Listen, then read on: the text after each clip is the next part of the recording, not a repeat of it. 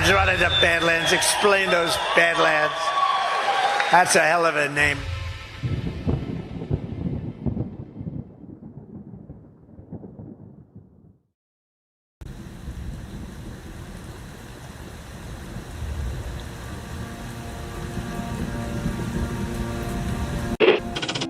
Mr. Vice President, I'm going off script again, I know, but I just want to personally thank you. We've been through some stuff. We've gone through some of the most complex military operations this country's ever conducted, and your steady hand and your leadership during those was a great source of strength for me. Thank you for your leadership. Thank you for your character. Thank you for your selfless service. Thank you for commitment. Thank you for being a mentor to me, Mr. Vice President. It's called the swamp. And you know what happened? And you know what I did? A big favor. I caught the swamp. I caught them all. Let's see what happens. Nobody else could have done that but me. I caught all of this corruption that was going on, and nobody else could have done it. Did I get that one right?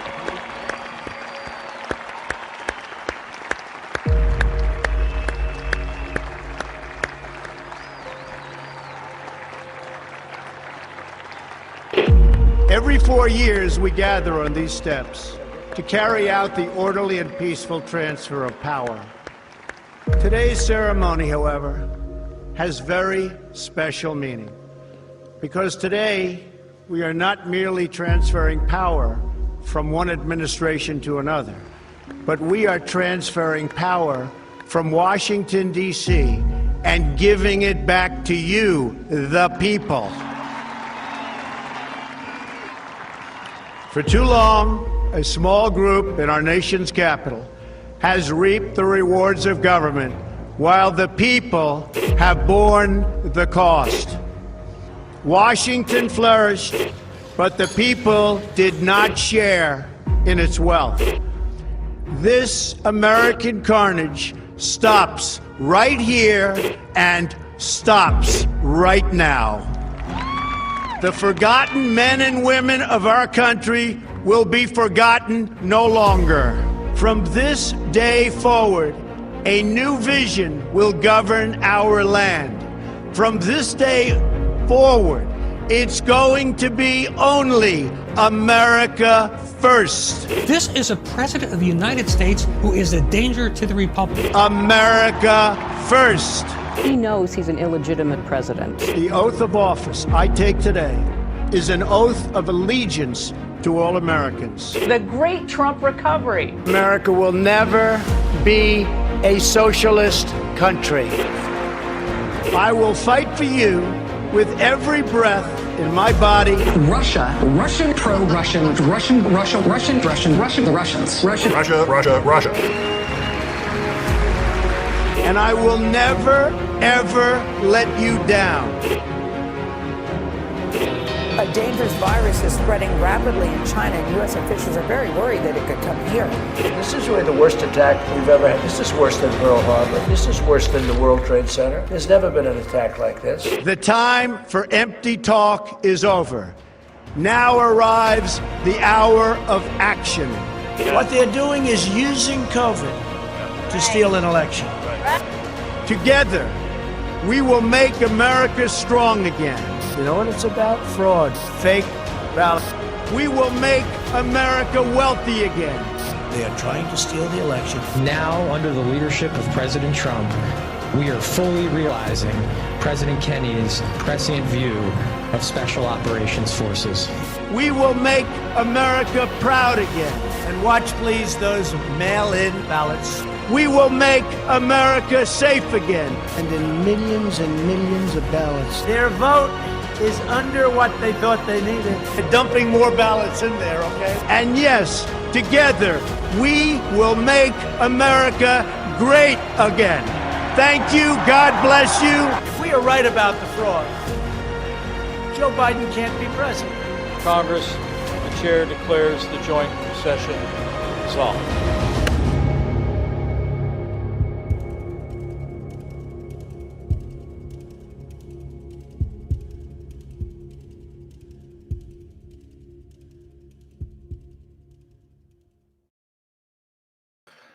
Well, good evening, everybody, and welcome to the Saturday edition of the Devolution Power Hour. As always, on Saturday, I am joined by my co-host, Chris Paul. Chris, how you doing, man? I mean, I guess the horrors are persisting, but things seem pretty okay. That's good. We didn't do any show prep before this. Well, we texted a little bit, but we didn't chat like we normally do. Normally, we get like at least a couple minutes in to kick back some ideas. I'm currently, but I think that we have done our homework. Yeah. Oh, I mean, I think we'll have plenty to discuss. I mean, I can make an argument now that this will probably be the best episode we've ever done. Wow. But we'll see. It could also be the worst. I've been up since 2:15 a.m. Whoa. I'm a little tired. I'm a little sleepy, a little delirious, but I think that should make for a good time. So we'll see. We're still in the shutdown, and I'm feeling the pressure from that, like really struggling mentally, physically. Have you been watching the countdown or count up, I guess, as it were? Not really. I know it's on the website. I know they were going hour by hour, or they were going second by second on CNN, and now they've gone to just the days. Hold on, let me see. I'll pull it up. It's so stupid. Your article, which is something we're going to talk about tonight a little bit, how you equated that to the COVID death counter. It's so perfect. It's so true. How long the shutdown has lasted? 3 days. So they weren't getting the second by second count up. Wasn't the draw they expected, I guess. Oh my gosh. So when we finally inevitably come out of the shutdown, are we going to have like it's been 0 days since the last government shutdown counter? Yeah, I hope so. That would be that's a good meme. Gosh, it's all so stupid. It is stupid. Whatever. But we'll talk about that. But before we do, let's get a quick word from a couple of our sponsors. First up, we're going to do a Rumble sponsor, and that is crypto.com. Pretty excited about these guys because that is where I purchased my CRO, which is what is powering Trump or Truth Social now. So let's be clear. Cryptocurrency is no longer emerging. It's here. And this latest move cements that reality in the biggest way yet. Trump Media Group just inked a massive $6.4 billion deal with crypto.com, the world's top crypto platform. I think my deal was closer to like $6.4 total, but same thing. They're teaming up to scoop up $6.4 billion in CRO, the powerhouse token that fuels fast, low fee DeFi, staking rewards, and real world perks like cashback on your spends to launch America's first CRO treasury. When it's done, this new company will be the biggest CRO holder out there. Want in on the action? Head to crypto.com today and grab some CRO. Let's make crypto great again. Thank you to Rumble and crypto.com for that ad. And we also got one more from Save Pulse, good friends over at Save Pulse. Save Pulse is dedicated to keeping you and your family healthy with top quality medications like amoxicillin, azithromycin, ivermectin, and hydroxychloroquine at unbeatable prices. The streamlined ordering process makes it easy to stock up on all your health essentials. And now with exciting news about fenbendazole showing promise in cancer research, they proudly offer this alongside antibiotics and other viral care meds. So don't wait. Prepare for any health scenario today. Get your supply and stay ahead of the curve with Save Pulse. Visit badlandsmedia.tv/meds. Use promo code SAVEHEALTH at checkout to get a 20% discount on orders over $100. That's badlandsmedia.tv/meds. Promo code SAVEHEALTH. We'll probably have one more sponsor later, but I'm not quite ready to disclose who that sponsor. Maybe you should just do it softly. Yeah, we'll see. When the time comes, I'll decide if I want it to be a hard disclosure or a soft disclosure. See what happens. But yeah, man, I think we should probably start talking with the shutdown stuff and your article, and it was so good. I saw a couple bits of it from Burning Bright, which he posted on social media. I didn't have a chance to read it till a couple hours ago, and as usual, it's pretty awesome. And you hit it right on the head with how we need to approach this stuff. But let's maybe start with the lead up to the shutdown, because I think last week on this show we discussed how, probably going to be a rug. It's probably not going to happen. We've been wanting a shutdown for a while, or a debt ceiling default. Because now I think I want that. Now that I'm in the shutdown, I feel like I wish we would have defaulted instead. Because it's okay to ask for more. Yeah, I want more. Definitely want more. I don't want us to not be shut down. I mean, being shut down feels literally no different than not being shut down. Right. So I'm cool with it. But it wasn't a rug. We did shut down, and all we've seen since then is a circus. It's political theater. Everybody's blaming each other. It's all retarded. And I just want to pass it to you and get what your thoughts are on it.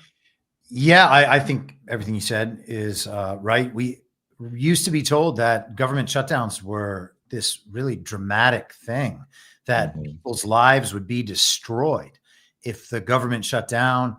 And, same as the debt ceiling discussion and defaulting and the rest of it. But, we have all this money that we owe the global bankers in these other countries, and we have to pay it. And if we lose our credit rating, we might not be the reserve currency. There's just like this chain of threats that we're supposed to all initiate as soon as we had a government shutdown. And it turns out, we've seen over rerun after rerun of this, none of that stuff is really true. Yeah. You talked about the reasons why it got shut down. Now we get the negotiation about how it's going to reopen. We're going to see one side compromise and the other side compromise. They'll finally have to come together because it's so important to start doing the people's work again. Like, all that is bullshit. And all that is an argument to double down and like re-up our subscription to the state. And that is what they suspect will do, because we've always done it before. We're going to get behind the Republicans because if we don't get behind them now, well, the Democrats, they're going to get funding for transgender surgeries and illegal healthcare for illegal aliens. Now, I have no doubt that they're trying to get those things and that they've set up situations so that they can have those things. The Republicans were also involved in them doing that. They're not actually going to stop them in any way. And then there will be some sort of sacrifice on the Republican side. We hear the establishment House members, the establishment senators making the argument that the shutdown's got to end. We've got to figure out how to do it. But the Democrats, they're just not letting us get it done. No, we have to not do it. Yeah. That's it. We're never presented the third option. We're only presented the option within the controlled opposition dynamic. You have to choose from among all these options inside the circle, and all the options outside of the circle, can't choose those. You're just not allowed to choose those, even though the right answers are always out there. And the right answer this time is just don't care. Like, there's no drama in this. We don't want to see the Republicans beat the Democrats so that we can open the government again. Just no more government.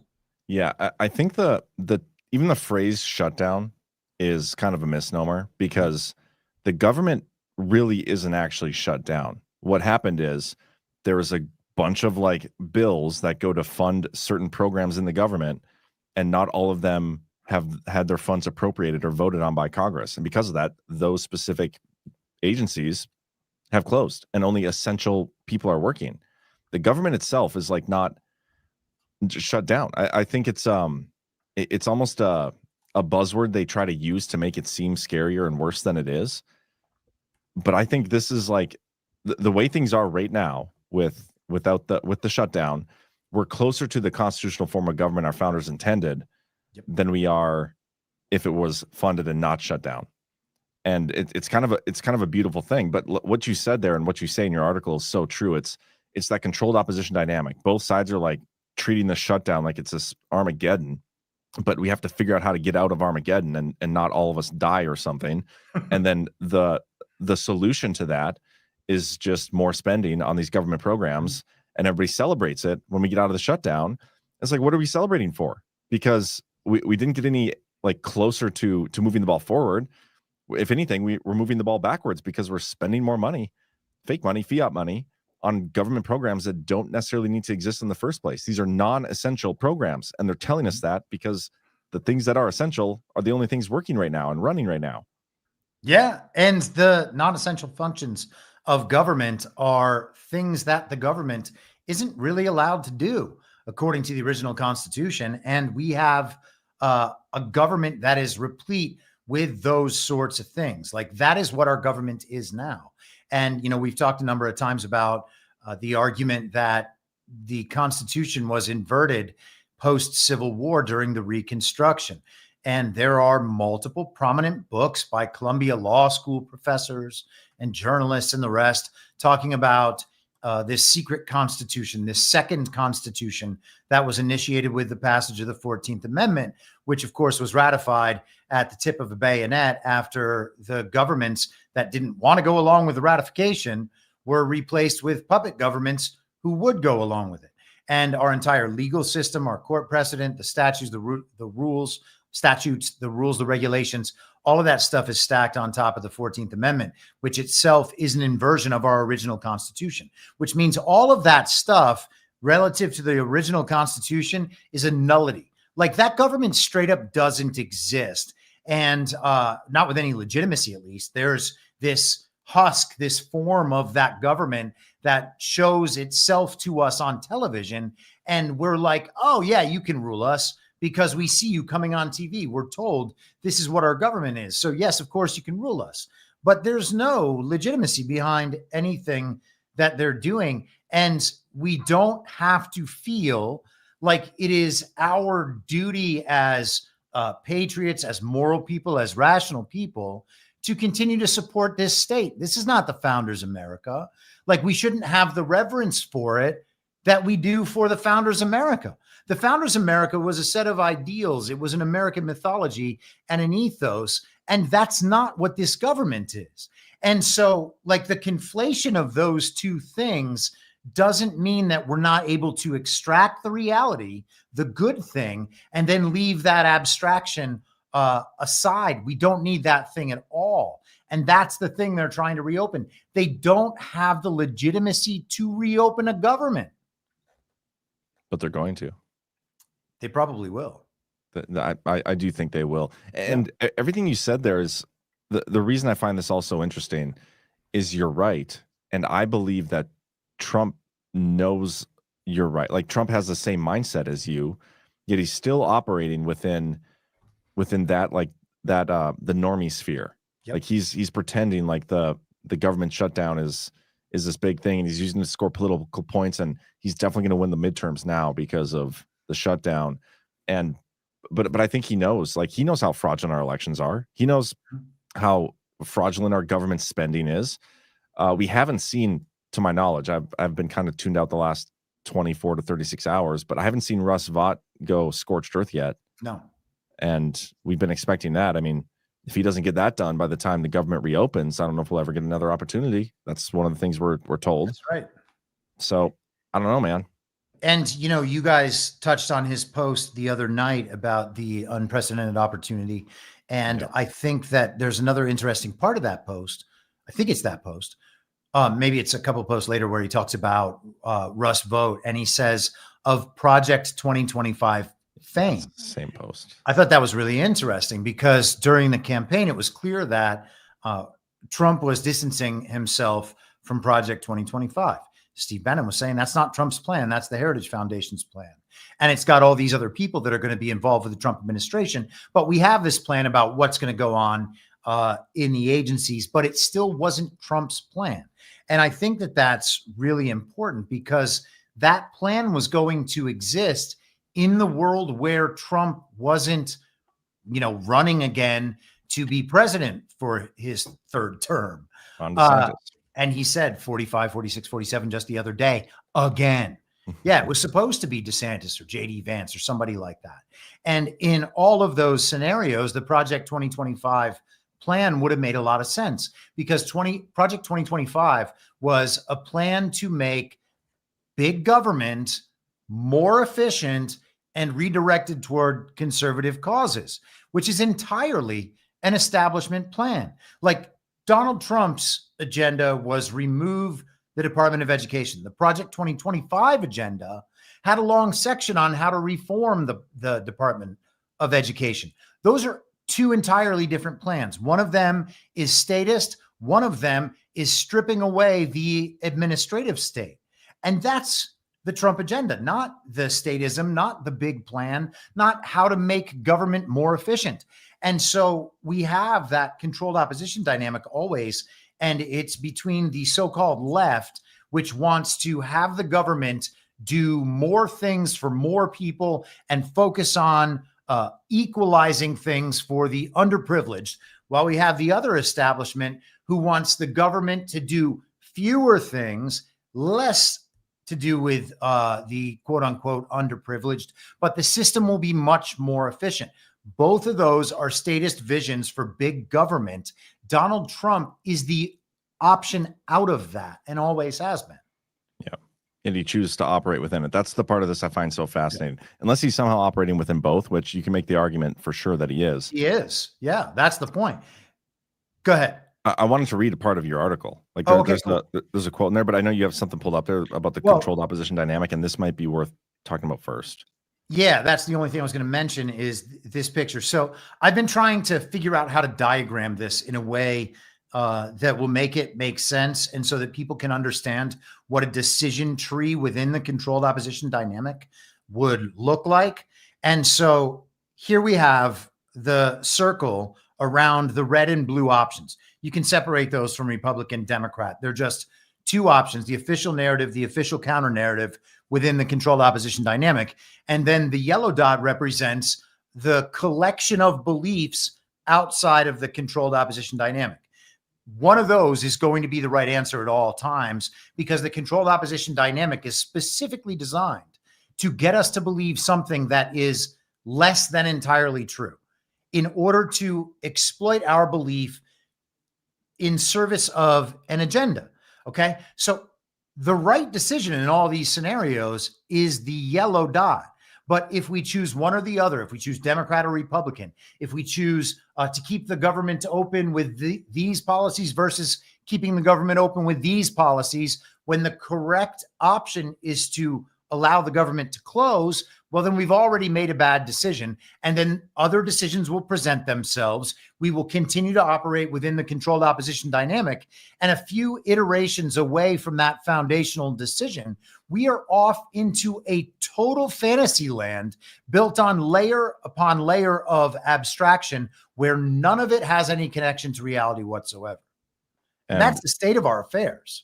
Oh, yeah. Where we're at is like one of these far out offshoots. You don't even have it drawn here. Like we're way off. We're off the page where we're at right now. But I think that's a great example, because if they do fund the government, let's say they choose the Republican continuing resolution or appropriations bill, it's going to last us 7 weeks, and then we're going to be here again, and then we're going to do another one, probably 7 weeks. Like it's going to keep going. When every time it's just like, okay, guys, one of these times, just choose that yellow option and keep it shut down for good. But I want to read this from your article. Where's this at? What's your Substack link again? I'm your moderator.substack.com. Yep. And this is from his latest unprecedented opportunity. Yep. And just to let everybody know, that'll be up for everybody tomorrow. But right now there's a paywall and it's only for paid subscribers. Yeah. And I might pick a few things from this tonight, but this one, this is a good one.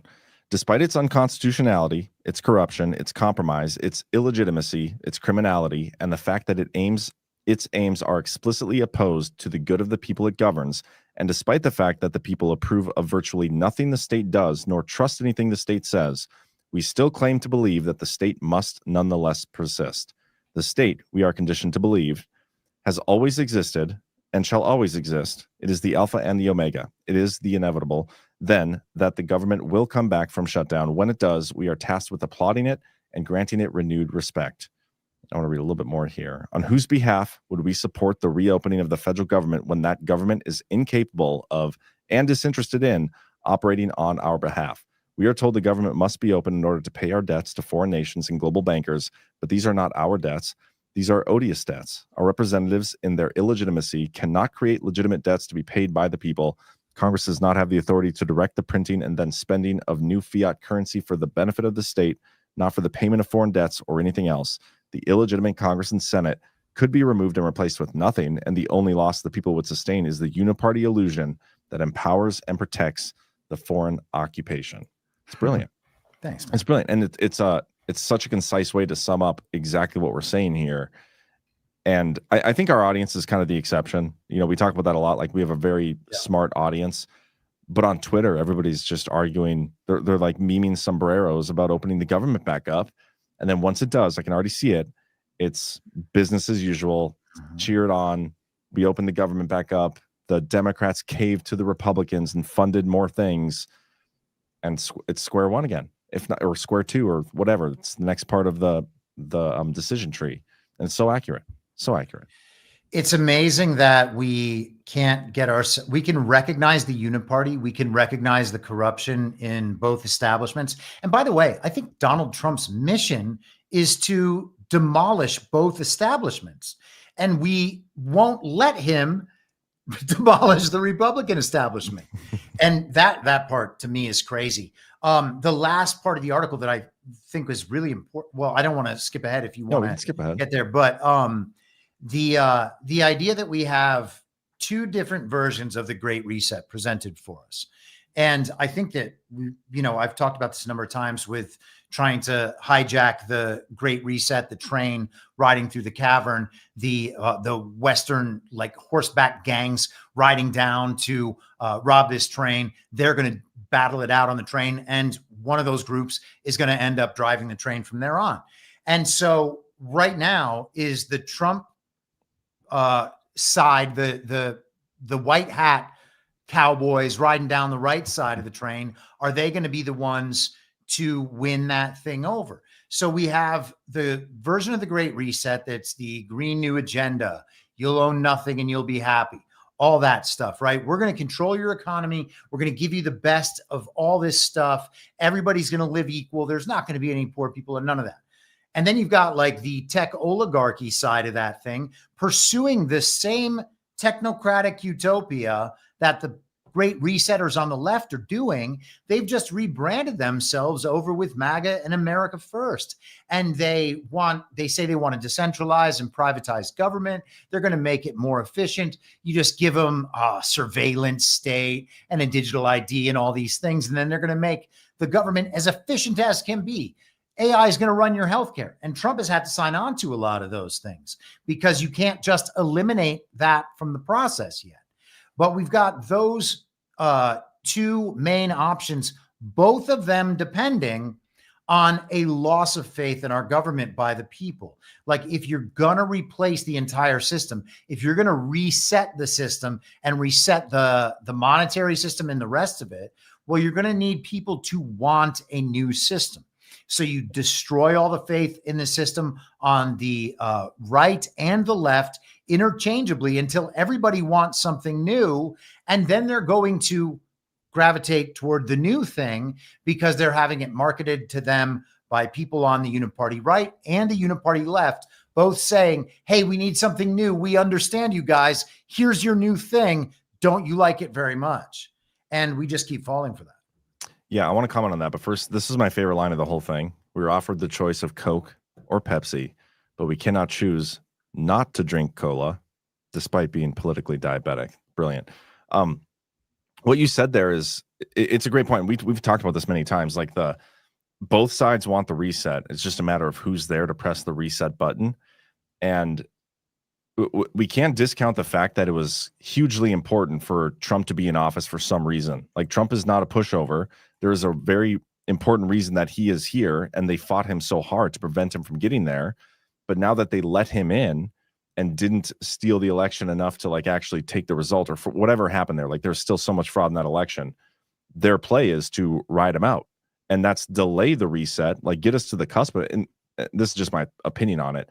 They don't want Trump there to press the reset button. They want somebody else, anybody else but Trump to press the reset button. And that includes a JD Vance. There's a huge push from the uniparty right for JD Vance to be the guy to push the button. And to them, I don't think it doesn't matter. As long as it's not Trump, it doesn't matter who presses the button. And so whatever happens, like to whatever's next, like if that reset button is going to come and somebody's going to press the button, this is another thing. Trump knows that he's got to be the one to do it. You'd think it has to happen before Trump like leaves, whenever that is. That maybe that isn't even 2028. We don't know. But this comes back to like the pace of things, the pace of progress. And it's not to say that things can't happen very quickly in the way we want it to go. But I personally do not think that we've seen enough like items checkmarked, like this needs to be done, this needs to be done, this, and maybe it's not even needs to be done, but it's like this needs to be demolished, this needs to be removed, this needs to be wiped away. We haven't hardly seen any of that. Doge updated their website again today, and in the past like month, they've only added another like $6 billion of savings. They're only up to $214 billion since the start of Trump's term. And we were promised, they campaigned on it. Like, it's not really. Elon Musk came in saying it, and he's the one who started it. If you remember, it wasn't even Trump's idea. It was Elon Musk's.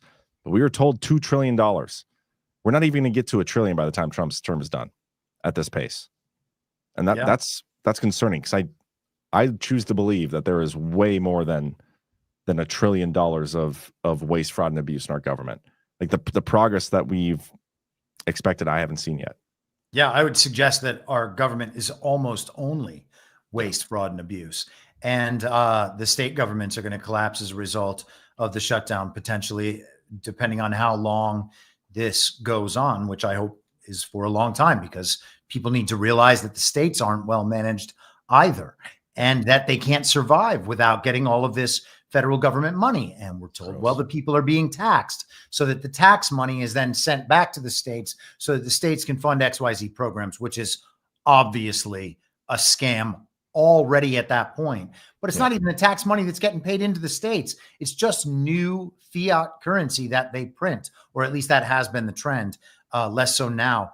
The one thing I forgot to mention before, though, is that Donald Trump is also geared toward a loss of faith in government. He is under his plan on how to fix things. The loss of faith in government is required. Okay. And he has caused the loss of faith in our institutions, our systems, our media, our corporations, the pharma companies. You can just go down through the power sources in our society and list at long length the ways that Donald Trump has exposed and diminished all of these sources of systemic power.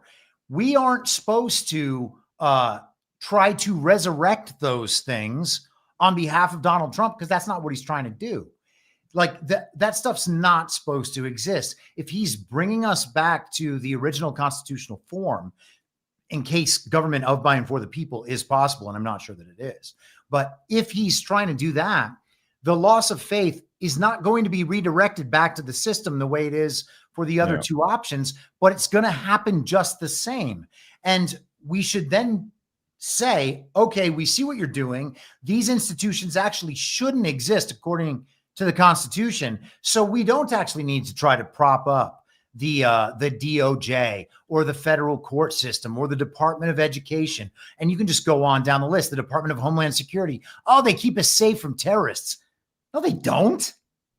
Don't you think, though? I mean, I agree with what you said to a point, but then the last part of it where, you know, like he is part of the reason that we've lost a lot of faith in these institutions. And just using the media as an example, I've said before that if Trump wanted to, he could like step on their throats and put them all out of business at any moment. Like he could deny them access. He could stop settling these lawsuits and actually fight them out in court and bankrupt every single one of them.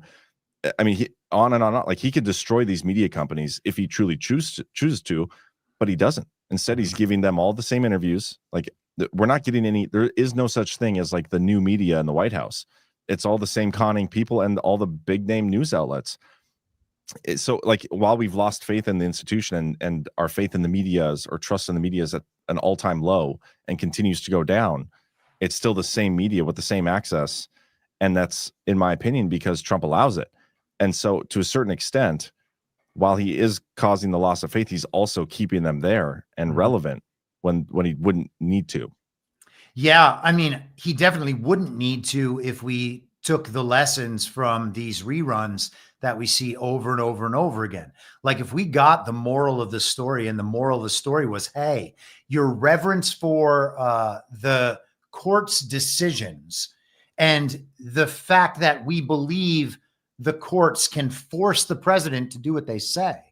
Like if we're going to hold on to those ideas because those were the ways that we learned our system works, then we're making it impossible for him to advance, right? Our thinking hasn't advanced. We are still entirely dependent on our understanding of the system that was ingrained through the television throughout our lives. we are the product of endless conditioning and brainwashing, and we have to accept that, and we have to accept what that means about all of this whole range of beliefs about how our world actually works. Like, okay, we were hoodwinked about a lot of that stuff. We're gonna spend the rest of our lives figuring out how to unwind that hoodwinking. But if we pretend it's not there because we don't fully understand it, well, we're just gonna go along with it forever. Isn't it kind of like the Matrix, the red pill, blue pill It thing? is. Like you can Yeah. choose to stay hoodwinked if you want, or you don't. You can choose. The choice to know will be yours or whatever. But yeah, a lot of people are uncomfortable with admitting they've been lied to. Yeah, it is strange, isn't it? Like Yeah. I would want to get out of that as fast as possible because, you look at some of these people. Here's a recent example. There's a lot of people that think a whole lot of things about the Charlie Kirk trauma event from a few weeks ago. And some of those beliefs are going to, in the future, be totally blown up. For instance, if you made a big deal about the Patsy's furry transformer roommate, if that was a major subject for you and you formed opinions about the left and what we needed to do and how we should interact with our coworkers or something based on some fiction about the Patsy, well, all of that is untrue. So everything you said at every layer of that is nonsense. And when people understand that the Patsy ain't the real guy, well, all the people who spent hours of your time telling you about the Patsy, well, they're all going to look like morons and liars. But those same people have been made to look like morons and liars repeatedly. Yep. Repeatedly since 2016, since before 2016. And why are they still here? Because people keep believing them. People keep going back to them. Because we all pretend that they're like super secret agents with this like impossible mission of waking up the normies. They're not waking up the normies. They're all still normies. Like their audience has not advanced. You can see the fruits of what they're doing. Their audience has not advanced outside of the mainstream media. They have not advanced outside the controlled opposition dynamic. Those are the fruits. Their audience has not advanced. So you can't say that they're like these secret purveyors of the special like mix of psyop lies. They're going to wake up all the normies. It's becoming a preposterous thing to believe. Well, I mean, honestly, man, they're successful because their goal is to have their audience not advance. They don't want their audience to advance. They are extremely successful at keeping them within the controlled opposition dynamic. There's a weird like psyop going on right now about that specific topic too. Like all of Charlie's closest friends are playing victim now themselves. Like you guys are being so insensitive by asking questions about Charlie's death. Like how dare you? You don't understand how hard it's been for us, like to have to look at and read these questions about this investigation. And like we have questions too, but we would never dare ask them. Like, why not? If you actually have questions, why would you not ask those questions? Yeah. Also, we're having new television characters made for us right now. I didn't know who Erica Kirk or that, what is this guy, his name, Colvert or something like that. The other host who was Superman. The guy that tried to say that, that he was the Man of Steel and had just performed a miracle. I didn't know who these people were a few weeks ago. And now they are being pushed to the forefront and they're just smuggling in. Okay, they must be super Christians because Turning Point USA was all about bringing people to Jesus, but it wasn't. It was about election scams and it was a propaganda mill. And then we've got this Colvett character. Who's this? Like, we're just supposed to believe that he's debating with the same ideas. He's just as hardcore MAGA as TPUSA was. I don't buy any of it. And you can see the manufacturing of these new voices that we are then meant to trust. And we're supposed to defend them out of some emotional attachment to their suffering. And man, this is a hoodwinking on a massive scale. Definitely is. A lot of people like to sell their suffering for sure. It's a common tactic, very common tactic. But yeah, no, I love the article. Guys, I'd encourage you all to go check it out. It has to do with the shutdown. Unprecedented opportunity. I'm your moderator.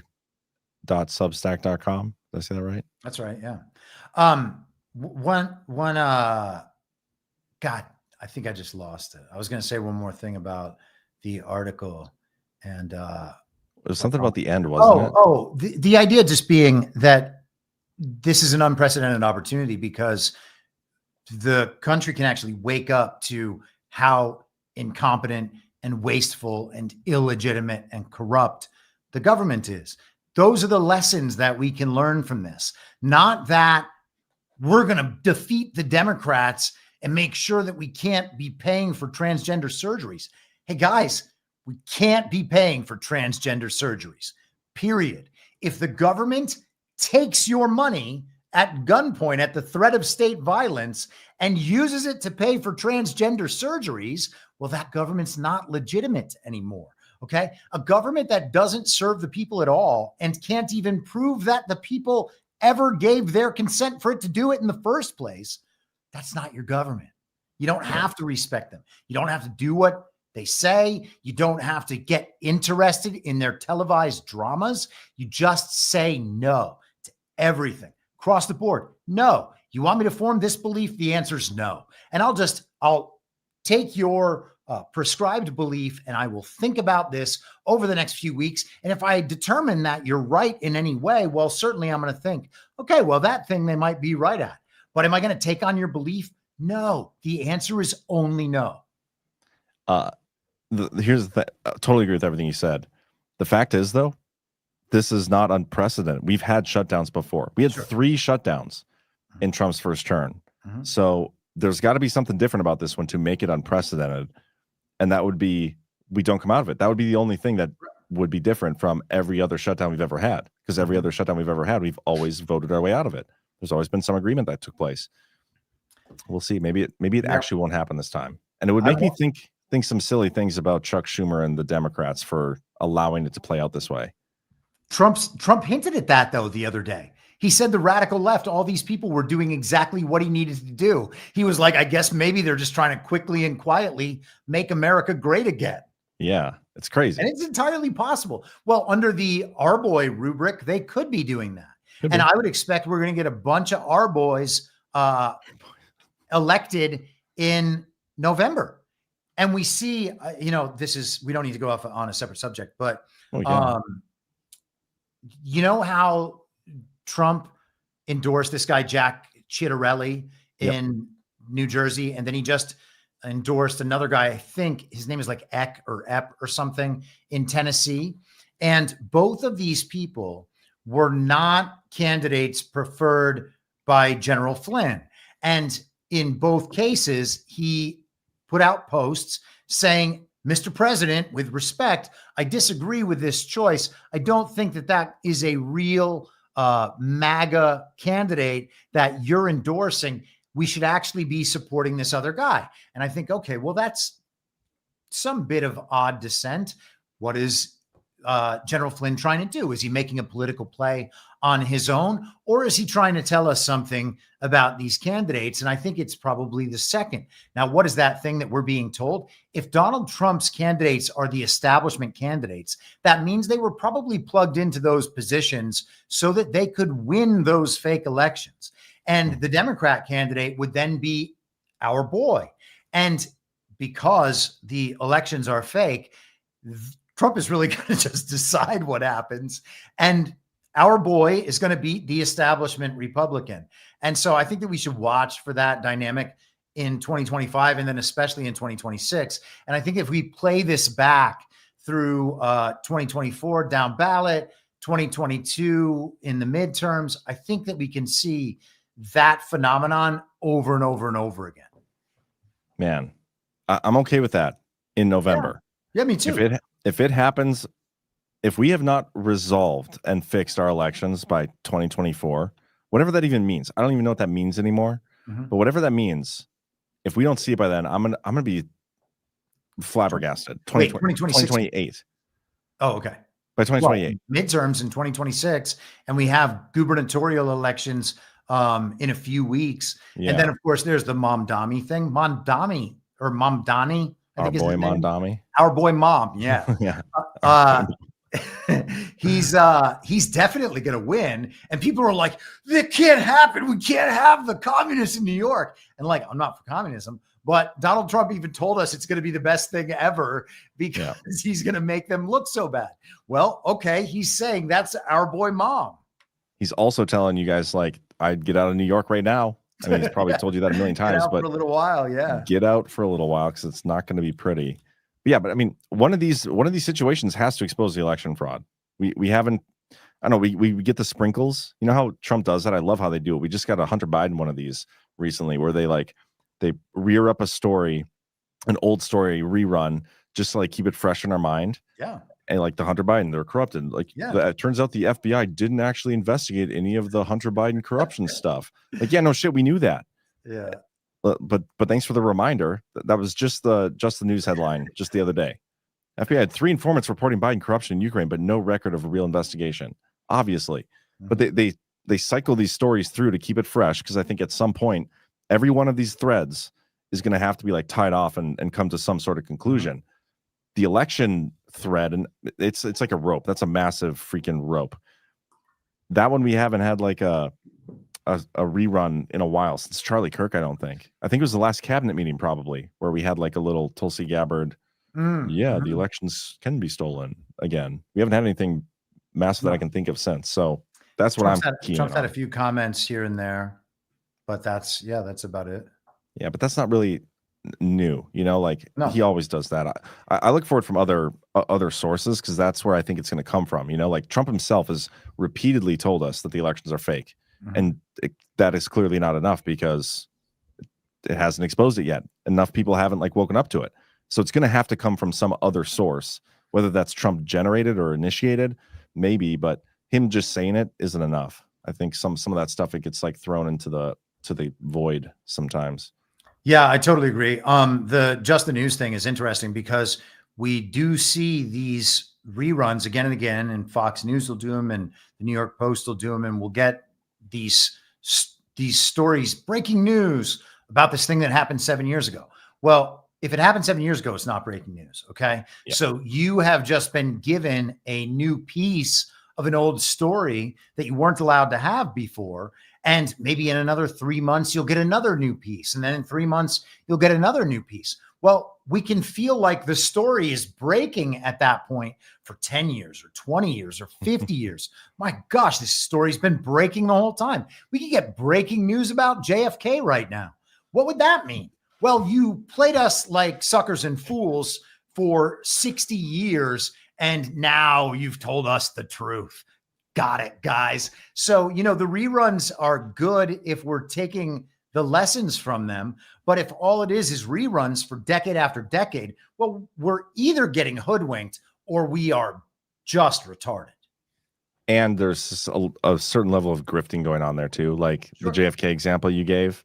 The breaking news we've gotten from that this year has all been from Anna Luna, and it's all been a total grifting shit show. You said her name. Now you have to play. You said I don't have to do anything. I can just say no. Oh. Well, you can do that. Yes, but still you should. Okay.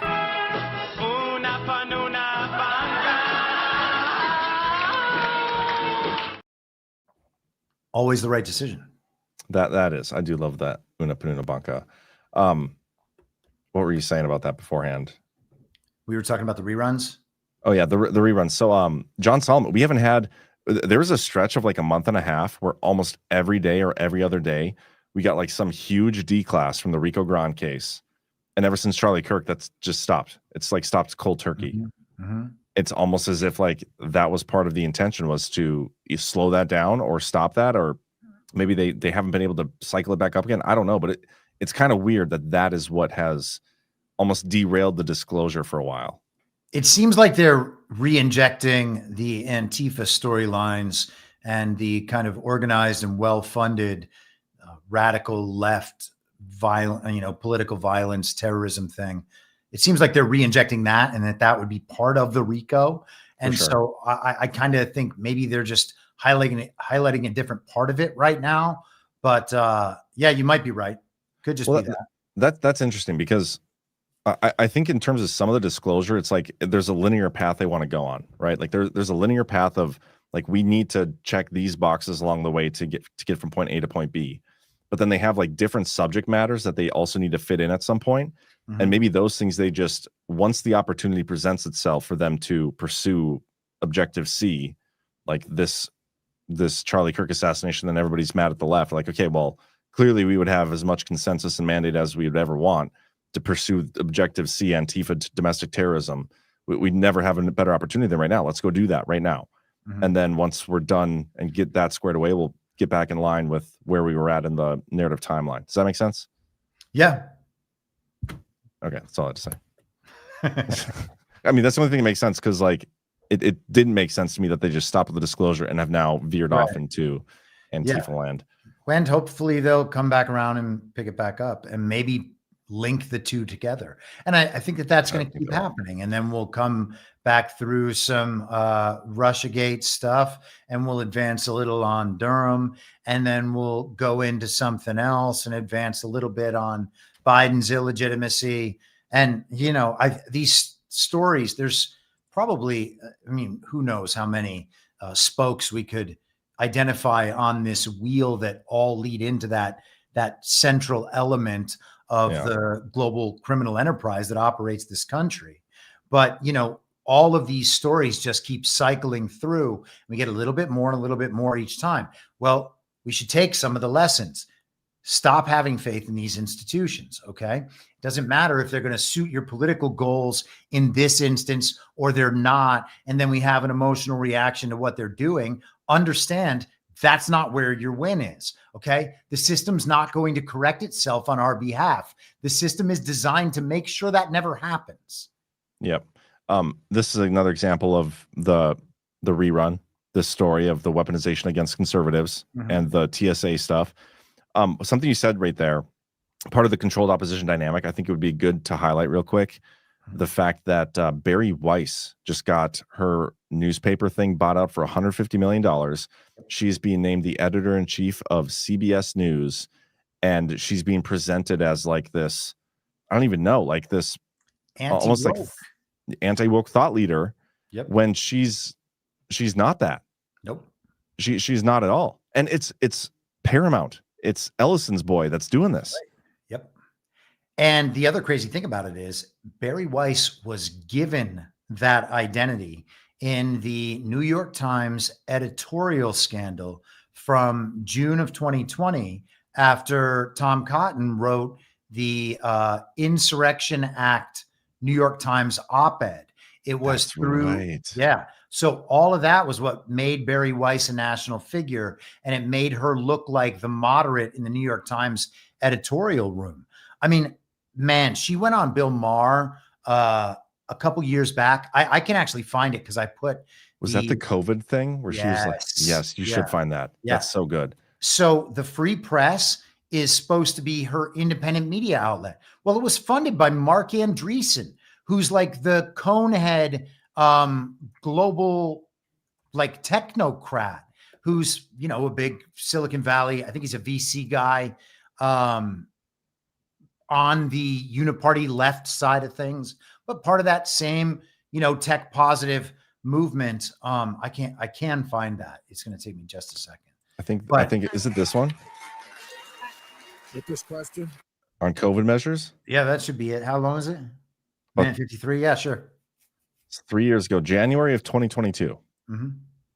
I'm done. With this question?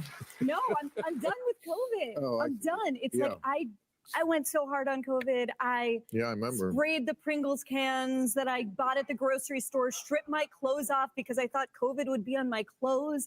Like, I did it all. I watched Tiger King. I got to the end of Spotify. Like, we all did it, right? And no, we didn't. Not all of us. Okay, well, here's the thing. A lot of us did do it. And you were told, you get the vaccine. You get the vaccine and you get back to normal. And we haven't gotten back to normal. And it's ridiculous at this point. I know that so many of my liberal and progressive friends are with me on this, and they do not want to say it out loud because they are scared to be called anti-vax or to be called science denial or to be, smeared as a Trumper.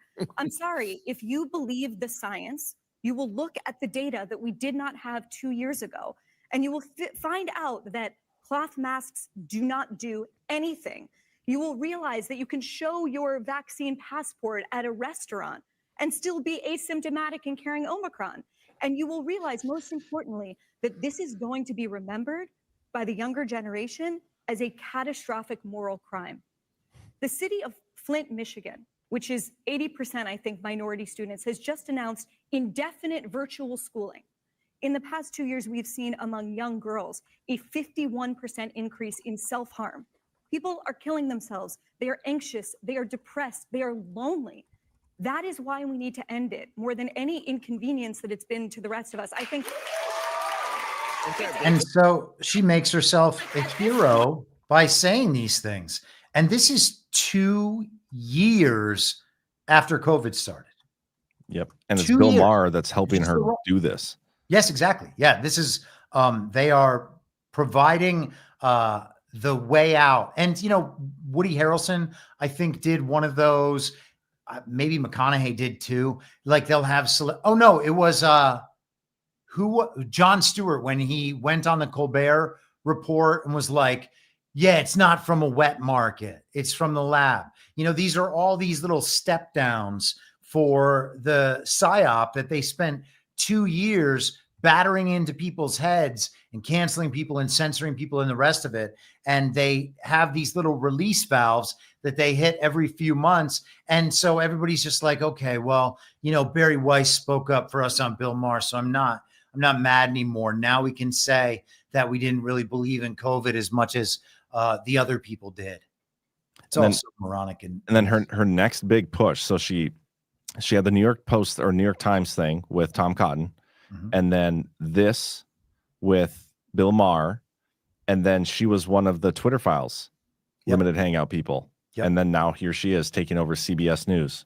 Like they're rebranding. They're just doing they're putting in somebody new, and they're not going to change a damn thing. Yeah, and they're going to do this across the board at all these mainstream places. Be like, look, guys, we've changed. We've recognized it. Here, we're going to put Schellenberger in charge of CNN now, and everything's okay again. Yeah. Well, yeah. And if you were going to script these media ops 5 years in advance, this is how you would have done it.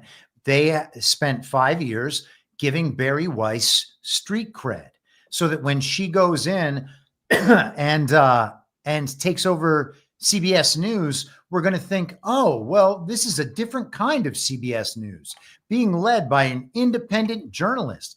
No, she isn't. And by the way, Barry Weiss is the person who designated, who popularized, I should say, because it was kind of designated by Eric Weinstein, but she's the person at the New York Times who popularized the intellectual dark web.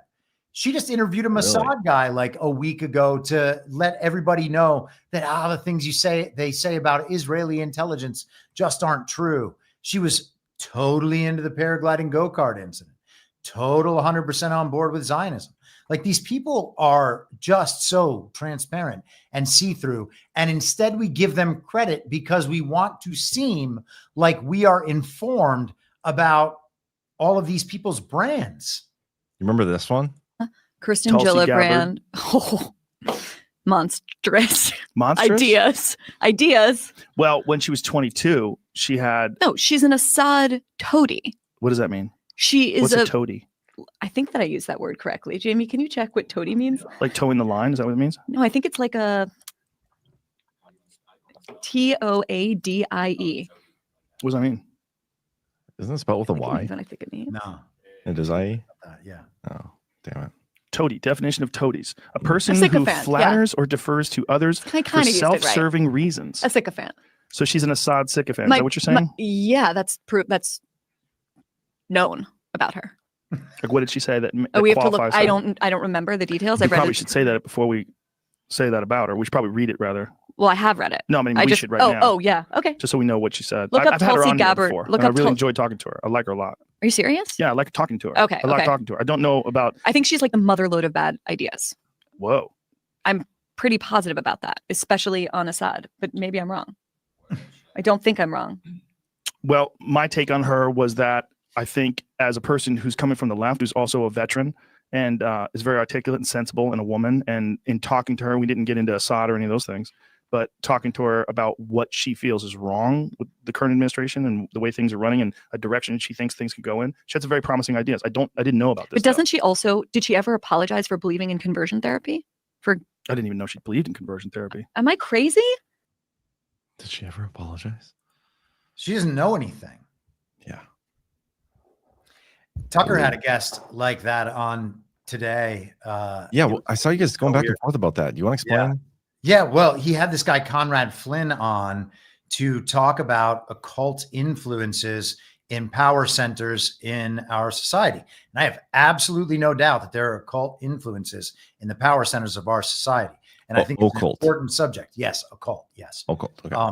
Yeah, esoteric beliefs, different forms of paganism, the psychedelic spirituality and stuff like that. Hugely important subject. Very, very relevant.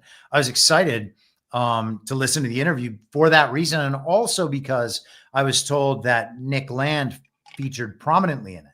Now, Nick Land is a philosopher.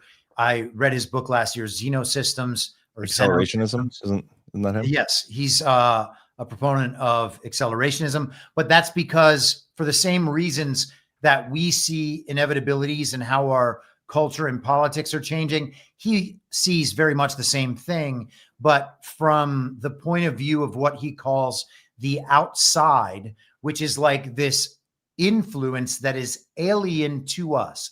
It is beyond humanity. And he believes that this intelligence is being formed. Artificial intelligence is a partial version of that. But if you think that the intelligence might be much stronger than we realize, and it might have lasted for a lot longer than we're aware of, well, then it represents kind of something else. But it's still like this, like alien machine thing in his kind of psychological, philosophical worldview. And this guy on Tucker is convinced that Nick Land believes he's communicating with demons and in conversation with Satan about the secrets of the world and what AI is going to do. And that he's a proponent of creating this false AI God and all these other things. And all I could think while listening to this is, wow, this guy has never read anything that Nick Land has said. It sounds like he's read articles about Nick Land, about things Nick Land did and thought and said 25 and 30 years ago. And it's crazy because this week, James Lindsay did the same thing about Alexander Dugin. Alexander Dugin wrote some article, and I don't know if it's a good article or a bad article, or if Alexander Dugin was a good guy or a bad guy 30 years ago. And I frankly don't care that much. Yeah. The idea that we're going back and systematically canceling these people. Dugin is an important thinker in Russia. Nick Land, you might like him, you might not like him. I can't promise that everybody's going to like him, but he's an important thinker. He's like the only guy that he came up with this term, but he talks about hyperstition, which is the idea that this belief that can be spread, and it's very much in line with, you know, the way propaganda works. You spread a belief throughout society, people believe in it, and then they begin to create a world in correspondence with that belief. Like manifesting it almost? Yeah, exactly. Well, yeah, through their actions, they kind of build that element that was an abstraction, and now they've brought it into reality and made it real through the dissemination of this idea. That is a hugely important concept to understand. And, you know, Conrad Flynn is basically saying, don't look at that. The other funny thing about it, and then I'll stop. He is a major proponent of Bitcoin. Nick Land is. He wrote a whole book about the philosophy of Bitcoin and the importance of it. Takes it from a mathematical perspective, an esoteric perspective, all these different perspectives, because he's a brilliant philosopher.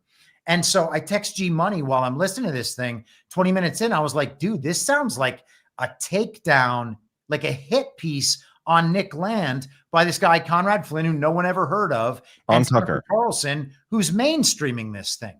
And I said to him, I said, I bet this is going to be a hit on Bitcoin, and I bet it's pro Curtis Yarvin. And an hour and 20 minutes in, I hear him say that blockchain is the mark of the beast, And then he cites Curtis Yarvin like 5 minutes later. And I was like, this stuff is becoming too easy to read. You can see what it is. So then the question becomes, why was this on Tucker? Well, yeah, this is the second time now because the Roger Ver interview, when he first did that one, I went through like all of Roger Ver's lawsuits and stuff and everything. It's like, why is everybody promoting this Roger Ver guy? This does not seem like a good dude. But it was clearly like an anti-Bitcoin slant. And again, it was on Tucker. That is weird.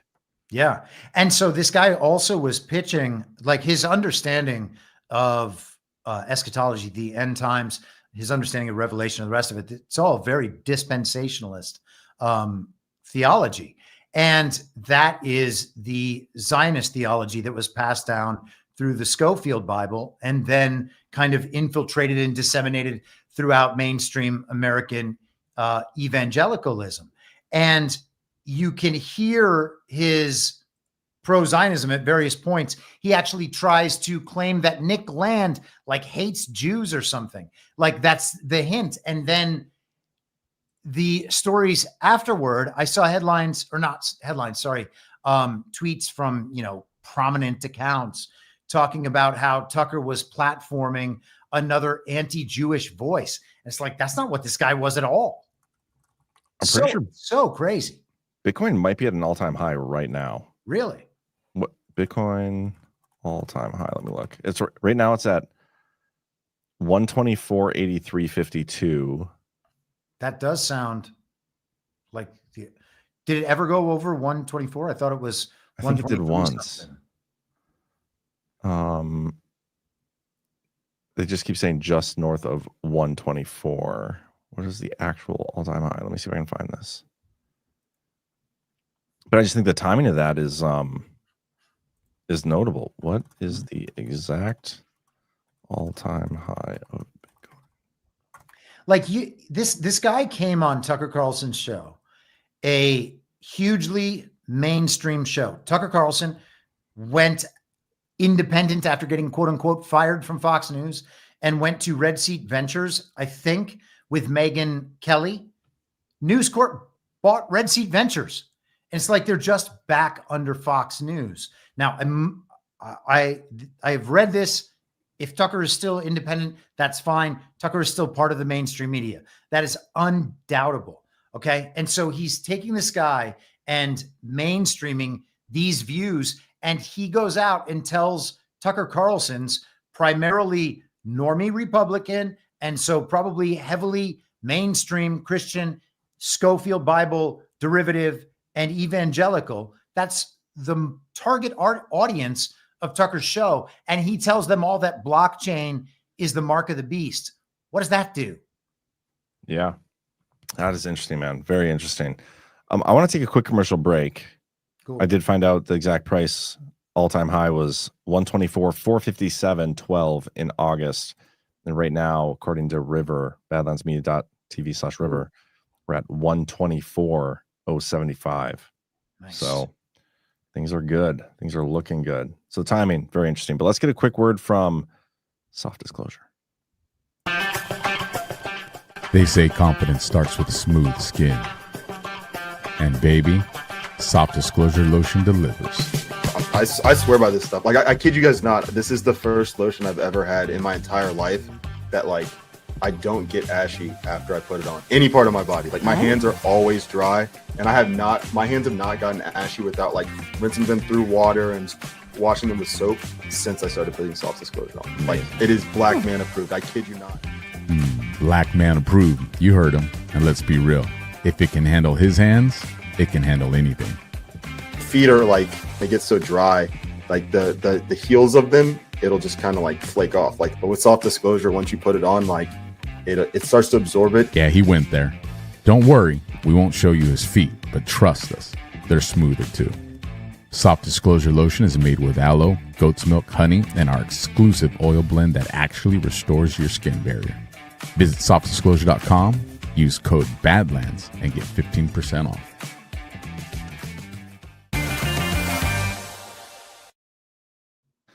People are raving about that Soft Disclosure, guys. Get yourself some. I also want to do one more ad read from Rumble real quick.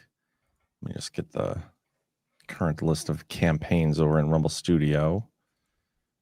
And let's do Rumble Premium, because we have a Badlands promo code for people who are interested in signing up for Rumble Premium now. You probably noticed Rumble is growing fast and it's not slowing down. They just recently announced their Perplexity partnership. Very excited about that. We'll be talking about that in the coming weeks. They're building a real alternative to big tech that puts creators first and actually protects free speech. And now there's Rumble Premium, an easy way to upgrade your experience. With Premium, you get ad-free viewing across the platform, no pre-rolls, no interruptions, just the content you came for. Plus, Premium members unlock exclusive content like bonus videos, behind-the-scenes drops, and more from your favorite creators. Right now, Rumble is offering $10 off an annual subscription. Go to rumble.com/premium. Use promo code STUDIO at checkout. That's rumble.com/premium, promo code STUDIO. No ads, more freedom, and content you actually care about. That's the deal. So thank you, Rumble Studio. Thank you, Rumble. And you can also use promo code Badlands and support this channel as well. So make sure you guys check that out. Chris, I do want to talk about this article because got my Jimmy's rustling just a little bit. Unless there's anything else you want to touch on. Okay. So this came out just a couple days ago, October 2nd. Today's the 4th. So 2 days ago, Trump determined the U.S. is now in a war with the drug cartels. Congress is told, as they should be. They should just be told. They should not get to have any part in that decision in the first place, in my opinion. But they were told that we're at war with the cartels. And this whole article has got the leftist slant, and it's very obvious. Like they're painting the picture that what Trump is doing here is above and beyond his constitutional authority, which I think is interesting. But this is what I've been waiting for. I've been waiting for a Campbell versus Clinton argument where the president is the one who can determine how to respond to a war, and a war can exist by the actions of a country. And in this case, it's not a country, and I think that's really what they're harping on. Like, it's not a country, it's a drug cartel, it's a non-state actor. And so, like, how can you really be at war with this? It's like I don't know, it's just kind of ambiguous. It's the ambiguously gay drug cartel. How can we go to war with that? Yeah, we went to war with terror.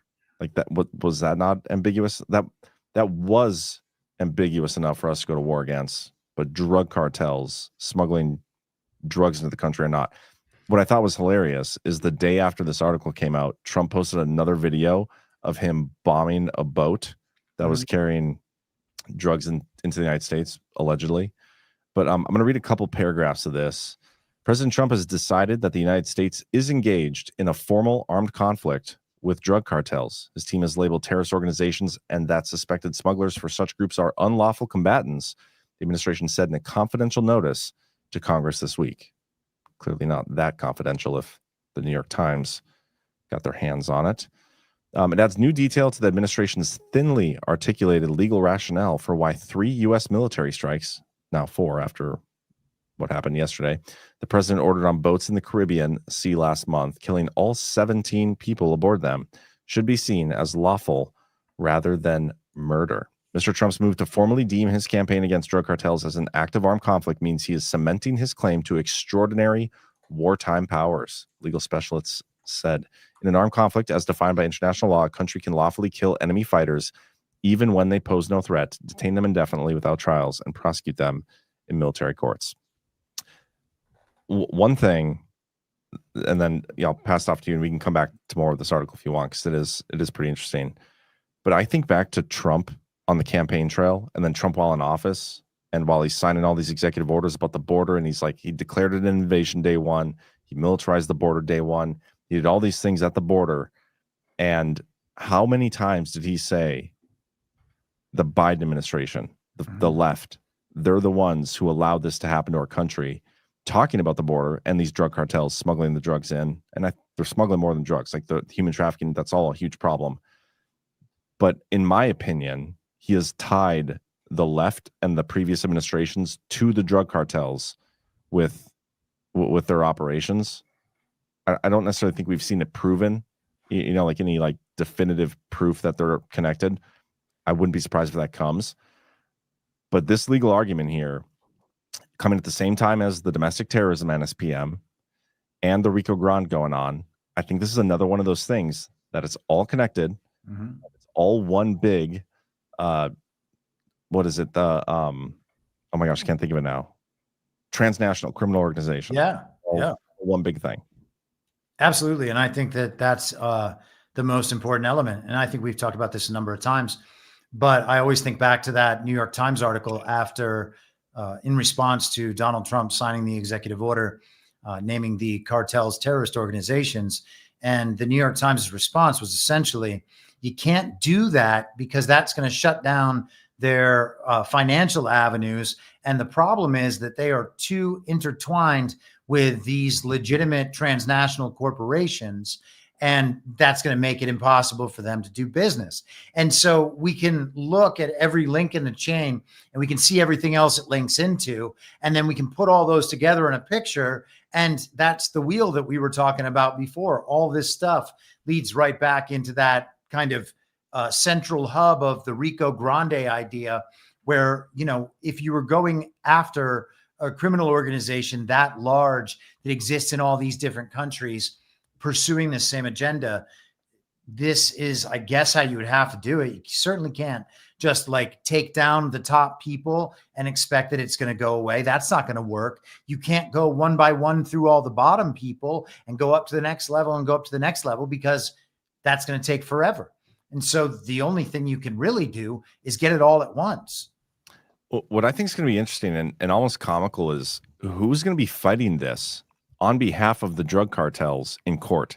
Like, who's going to be challenging Trump's authority to not take out drug smugglers?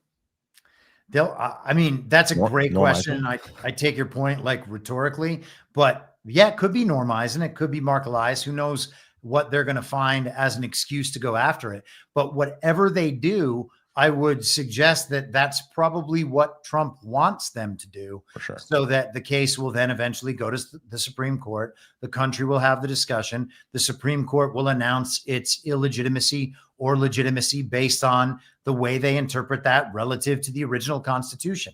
Not whether they do the Trump thing or whether they do the other thing, but whether or not they do the thing that is in correspondence with the original Constitution. That will mean that they did their job. And that's the standpoint that we can take on it. We're going to see that the president has authority to do all of these things. Yeah. And what is also fascinating here is we keep talking about like the Rico Grande and the wheel. I think your wheel analogy or metaphor is really good. The spokes on the wheel. Mm-hmm. The Rico Grande thing being like the entire wheel, and Antifa is a spoke. The drug cartels are a spoke. The big tech is a spoke. The Democrat Party is a spoke. Whatever that is, whatever's at the center, to me, it doesn't really matter. But Trump is already like clearing the legal pathway to go after all those people domestically. And this is just going to be another legal challenge where, so first of all, up in Portland, we have, and we've had it in California too, but Trump sent in the National Guard, right? And it's being challenged legally. And Trump is having to fight that in court, and the Supreme Court is going to eventually, inevitably rule in his favor and say, yeah, well, he can go after them and he can use the military to do that. Like, the president has the legal authority to use the military to defend the homeland from people causing terror, and then go after who's funding it. That's another thing they're looking into. And then the label of the Tren de Aragua and using the Alien Enemies Act. Remember how we talked about that right at the beginning? It's like, this is a wartime authority, guys. He's using the Alien Enemy Act. And guess what? That gets challenged in court. And I don't think it got to the Supreme Court, but they didn't actually define it or argue the use of it on its merits. I think they just said, you didn't use habeas for this, so we're not even going to look at it. Just send it back. It's dismissed. You guys are retarded. That's essentially what the Supreme Court said. But that's another challenge that's like kind of already in the works. And then now this as well, like him actually going to war and using wartime authorities without congressional input, saying, yeah, we are at war from the drug cartels. This is what we're doing about it, Congress. Here's your notice that I'm required to give you guys. Like, the pathway, when this is all said and done, and it's defined to us on paper that, like, yeah, the drug cartels are funding Antifa and all the same people that took part in the Rico Grande and all these things, they're all connected. Trump will have the legal pathway to resolve all of those issues all in one fell swoop when the time comes, if that time presents itself, which I'm assuming it will. Yeah, I mean, I would suspect that the legal approach to this Trump term is geared specifically to do that. Yeah. I think it's also worth noting that back in, I think it was the 80s, Yeah, it must have been the 80s because it was Reagan, I think. He declared war on drugs. So, we had the war on drugs. Yeah. That was a big thing back then. But it was, it wasn't even so much the war on terror. It was like programs in school to get us to just say no to drugs, but so they've actually declared war on that before. But yeah, I want to see how this stuff works out with the courts. And, we talked about the unprecedented opportunity before. Why didn't prior shutdowns lend themselves to this opportunity? Well, Trump is now getting the legal cover and legitimacy. Not that he needed it, because he can just act in correspondence with the original Constitution regardless. There's no way that he can lose while he's doing that. But aside from that, step by step, we see the return to that original Constitution. And, all of this can be for that, because when that is resolved, he can remove this administrative state and not be stopped from doing it at all. Yeah. So what you said there, and this is I always struggle with this. I think we've had this exact conversation before even, but Trump can just do the thing, like you said, do everything as long as you're doing it in line with the original Constitution, or whatever he interprets that to be, you're going to be fine. But he does it. It all gets challenged, and he pretends to care about what the Supreme Court says, even though he really doesn't need to, and probably doesn't actually. And he'll wait on some things. Like, he will hold off from doing certain actions until this side of the equation plays out. And it's like, what are you? Just do it. You don't need to wait for them. Yeah. But is he doing it because of the public mandate? Like, he wants the social permission from SCOTUS to do the thing. Mm-hmm. That's what I would say. Yeah. It was also interesting in the Trump speech to the generals. What was it, on Tuesday? Yeah. Talking about their domestic activity. He went there in a speech that a number of people saw. Like, the country knows that Donald Trump went and gave this speech. And it's been widely reported, the remarks about the role for the military in domestic operations. And that's the only legitimate role a military could have. There are numerous founders who did not want a standing army. There should not be a federal police force of any kind whatsoever. But to the extent that there are state militias, which is the National Guard, or, we can leave those specifics aside, but that's supposed to defend the homeland. It's not supposed to go around the world waging war. Yeah. I have a clip I can play, and I think I played this Wednesday too. Mm-hmm. I think the audio on part of this isn't great, so forgive me, but you'll get the idea, because the second half of this clip is a clip we've played on the show many, many times. I know I'll probably just play the first half and then play the second half from StreamYard so it sounds better, but just take a listen. We're under invasion from within. No different than a foreign enemy, but more difficult in many ways because they don't wear uniforms. Don't forget, this persecution is being done by the same weaponized agencies that for 7 years have been running illegal psychological warfare campaigns against the American people, much as if they were trying to destabilize a foreign country. From the Russia. Yeah. So, I mean, I'd love to get your comment on that, because, again, we talked about it Wednesday, but to me, it's when you talk about the wheel and the spokes on the wheel, like, these two things are connected. The us being invaded by this domestic terrorist organization, much like we were being invaded by a foreign country, is one spoke on the same wheel of the intelligence agencies that have basically, like, they were trying to, the same weaponized agencies that for the past 7 years have been conducting illegal psychological warfare campaigns against the American people, much as if they were trying to destabilize a foreign country. They're just doing it here. It's two spokes of the same wheel.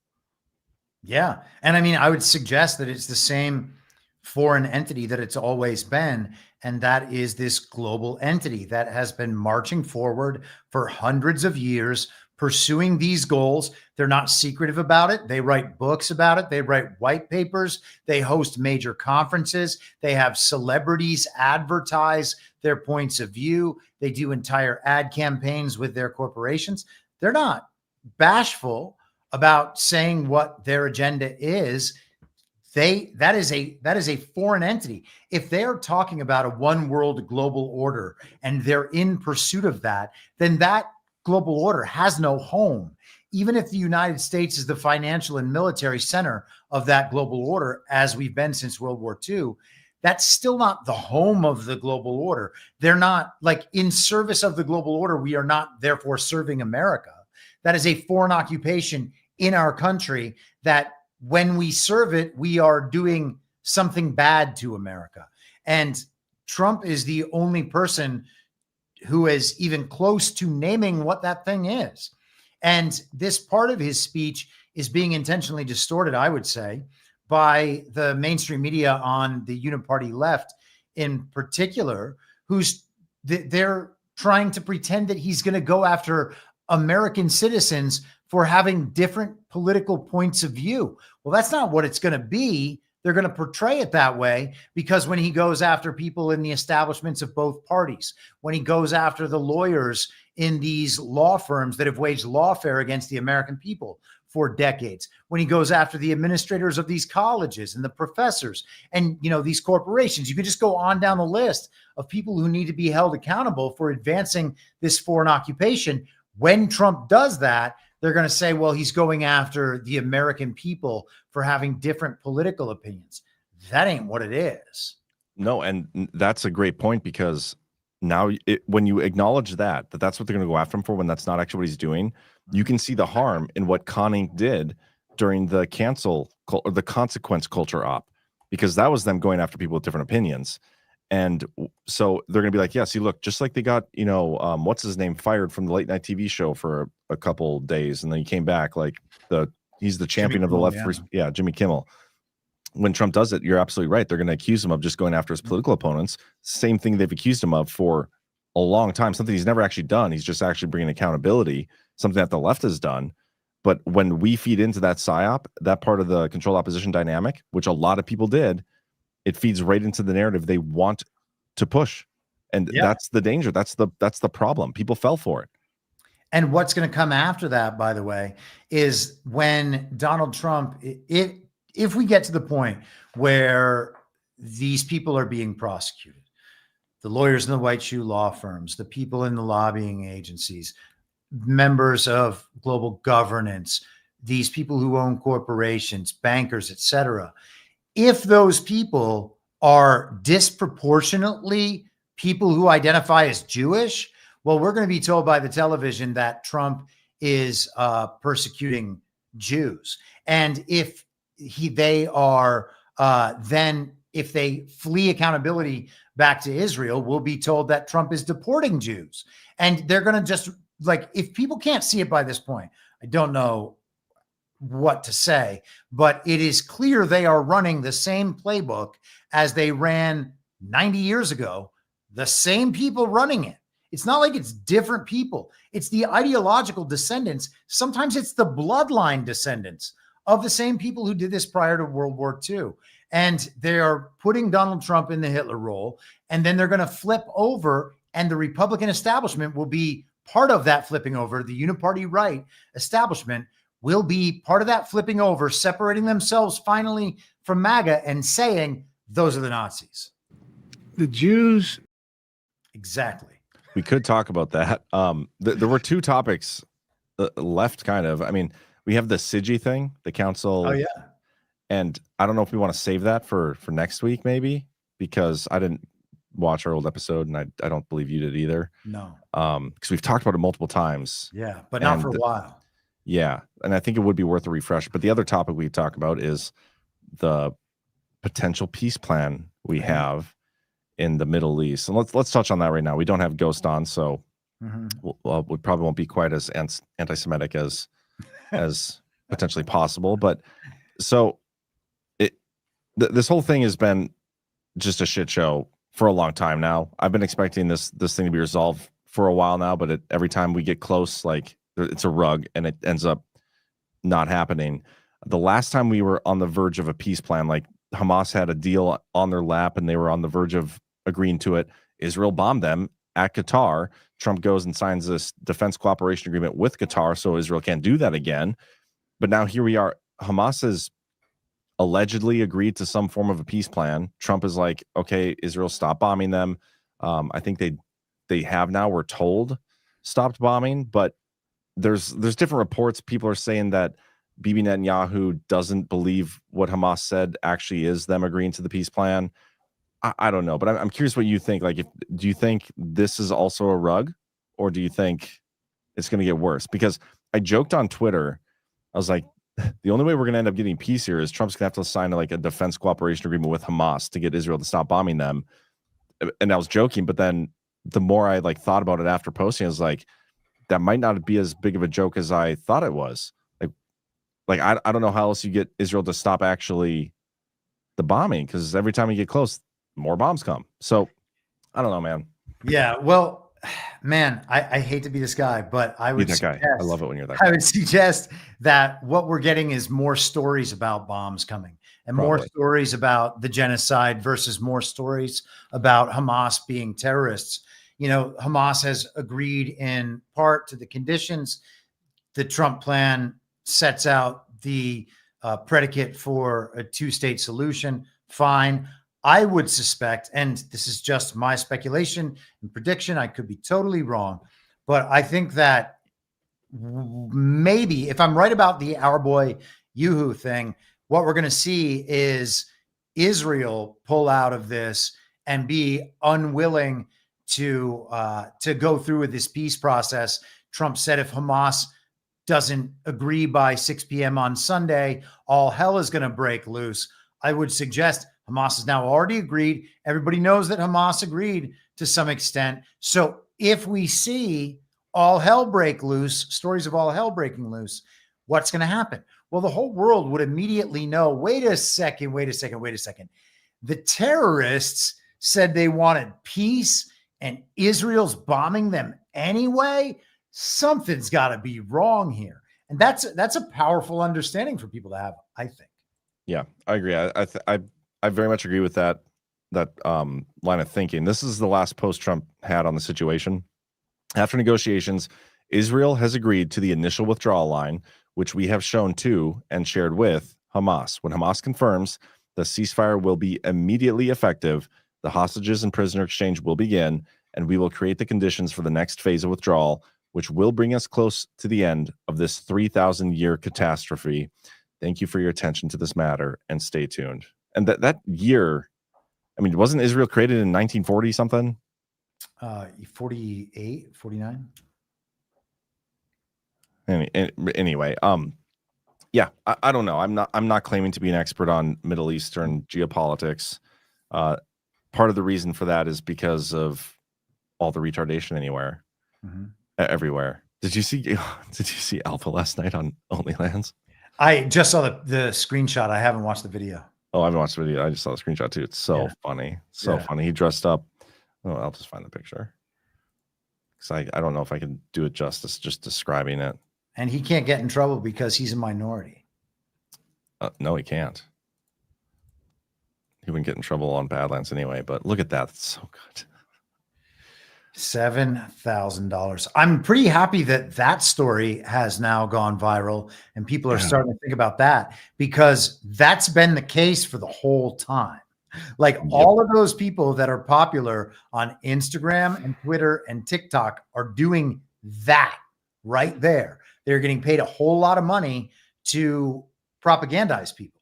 Yeah, and it's not just Israel, and it's not just foreign countries that do this. Like, a lot of people pay a lot of money for people to hold opinions on certain things that they don't actually hold. They just do it for money. They're called sellouts. Yes. And COVID money in the COVID relief packages went to the states for public communications campaigns.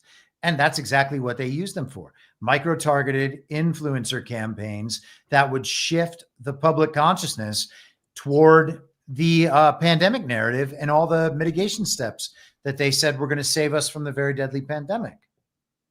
Yeah, that's crazy, man.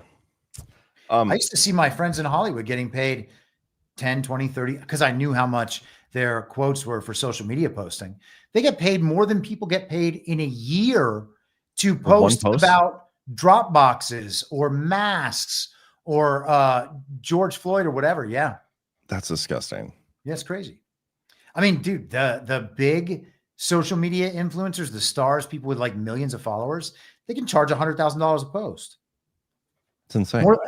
More than that, by the way. If it's like Kim Kardashian or somebody who they know is going to get people to buy whatever the hell she sells, yeah, so much money. It's crazy. Insane. It's just advertising. Yeah, man.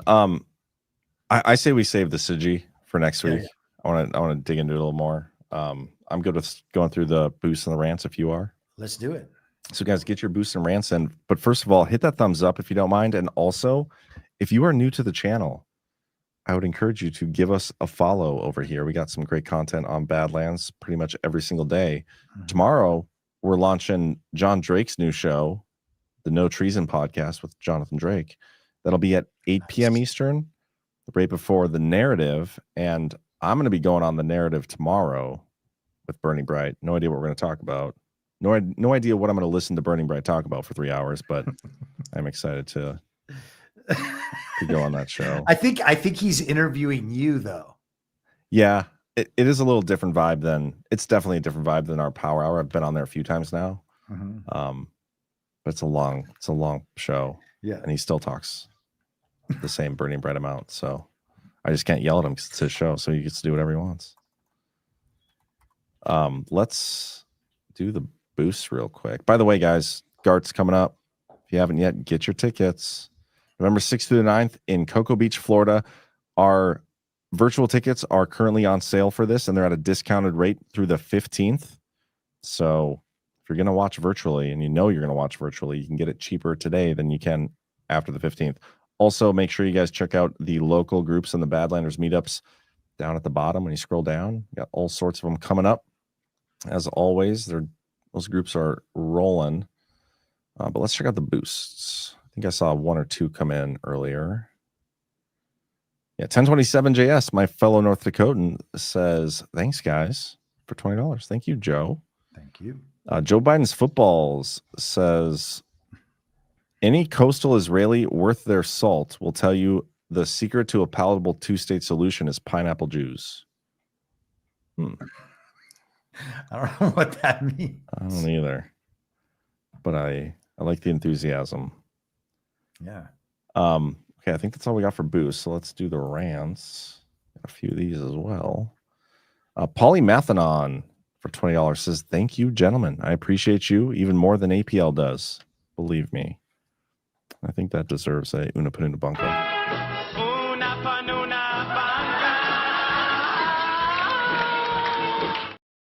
Nice. There you go. Thank you, Polly. Sal Bish set for $10 says, meet up tomorrow at Patriots Glen Golf Club in Elkton, Maryland at 2 p.m. See Deadwood chat for details. By the way, John, my husband calls this the deprivation power hour because I never sleep on DPH nights. I like that. That is good. Miller Biz, as I'm watching on Rumble and YouTube at the same time. That is some awesome news. Yeah, guys, go check us out on YouTube. We got 153 over there. It's like we get that number like every single time. It's a very dedicated group of YouTubers. So that's a G Money Covfefe number. There we go. Make sure you guys hit that thumbs up over there and give us a follow on YouTube as well. Sean Silva's 1975. When will the truth about World War II be revealed? When will the truth about anything be revealed, bro? You're just going to have to reveal it to yourself and let that be. Oh, it was higher than 153, says Otter Creek, Rio Grande.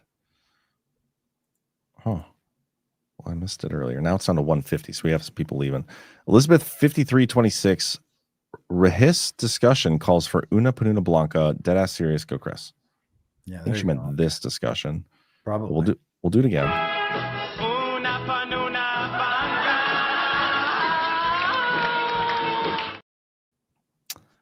Old School 69 says, thanks, John and Chris, for making Saturday nights great again. And speaking of disclosure, Trump is the master at it and once again exposing and undermining all parties. It has a link. It's Pinterest. And it's well, I don't know if I'm supposed to be like logged in for that, but I'm not going to do that. So, but I appreciate the the rant. GFont119. Bitcoin is forming support around 123.5K, almost setting a new all-time high about an hour ago, rose 2K in minutes. That's great. Keto Higgins, if Trump goes after the ambiguous gay drug cartels, does he send Scott Bessent's tallywhacker to plug the backdoor funding? Oh, geez. That's funny, and clever, and a little inappropriate, and I love it. Rocky Top Apologist, I'm so thankful for the way y'all disseminate information. Honest, I don't know how to not use Apple Pay, though. I'll ask a kid. Yeah, guys, if you give a rant with Apple Pay, we only get 50% of it. So I encourage people to do the boosts. But hey, we'll take anything. Let's see what Bitcoin's at right now before we sign off. It dipped below 124,000. Bummer. I don't have an outro lined up, but I do have an old video in here where I could probably play. It's like, I think it's Trump talking to Biden. Something I put together a long time ago. I'll just play that. So, all right. Well, everybody, again, hit the thumbs up. I'll see you tomorrow on The Narrative. Make sure you don't miss John Drake's new show, No Treason Podcast, 8 p.m. Eastern. Chris, as always, it was a pleasure. Indeed. You guys enjoy the rest of your Saturday night and the rest of your weekend. I have to get up early to watch the Vikings play. They played another game at 8:30. So annoying. So stupid. It's the Browns. Whatever. And we're playing one another in fantasy football. Oh, we are? I have to check my roster. I better do that. Is it too late to switch? No, you're fine. But yeah, now you better do it before the game tomorrow. Better do it tonight.